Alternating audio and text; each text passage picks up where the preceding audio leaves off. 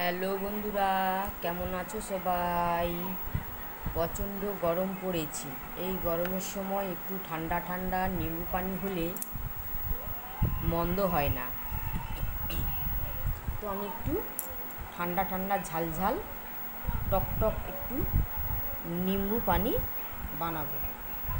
তো আমি এখানে 1 বোতল ঠান্ডা জল নিয়েছি। আমরা 1 বোতল লাগবে না, আমার যতটা লাগবে আমি নিয়ে নেবো। এখান থেকে ঠান্ডা জল নিয়েছি, একটা পাতি লেবু নিয়েছি, 2টো কাঁচা লঙ্কা নিয়েছি, এখানে ভাজা জিরার গুঁড়া আছে, আর আমি এখানে বিট লবণ নিয়েছি।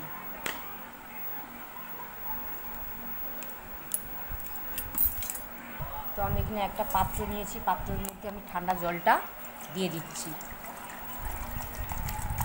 আমার যতটুকু প্রয়োজন আমি ততটুকু জল দিলাম।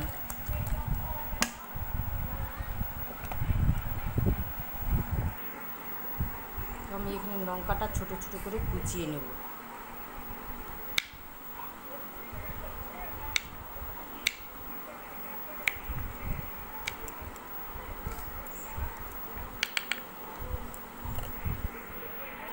তো লঙ্কাটা আমি এখানে কুচিয়ে নিয়েছি, লঙ্কাটা আমি এই জলের মধ্যে দিয়ে দিচ্ছি।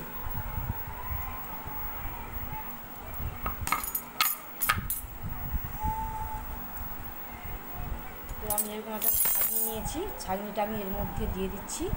এর মধ্যে আমি লেবু রসটা নিচুড়ে নেব। তো লেবুটা আমি কেটে নিয়েছি, এই ছাঁকনির উপর দিয়ে আমি ছেঁকে নিচ্ছি, যাতে লেবুর বিচিগুলা জলের মধ্যে না যায়, তাই উপর দিয়ে আমি ছেঁকে নিলাম রসটা।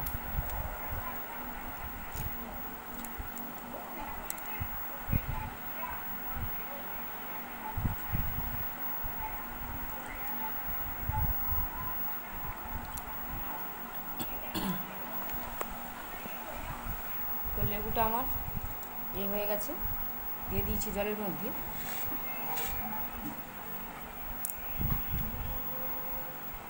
বিট লবণ দিয়ে দিচ্ছি আমি, একটু ভাজা জিরার গুঁড়া দিচ্ছি, এবার ভালো করে মিশিয়ে নেব।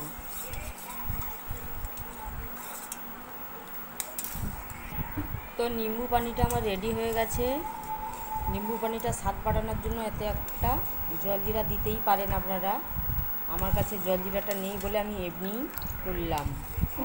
আমার রেডি হয়ে গেছে নিম্বু পানি, ঠান্ডা ঠান্ডা টক টক ঝাল ঝাল।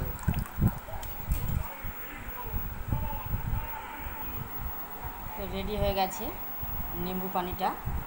এই রোদের সময় এরকম ঠান্ডা ঠান্ডা টক টক ঝাল ঝাল যদি একটু নিম্বু পানি থাকে তাহলে মন্দ হয় না। তো নিম্বু পানিটা এবারে আমি এই গ্লাসে পরিবেশন করব। এই গরমের সময় এরকম আপনারা নিম্বু পানি খেয়ে দেখবেন, মুখের স্বাদটাই ফিরে যাবে। নমস্কার।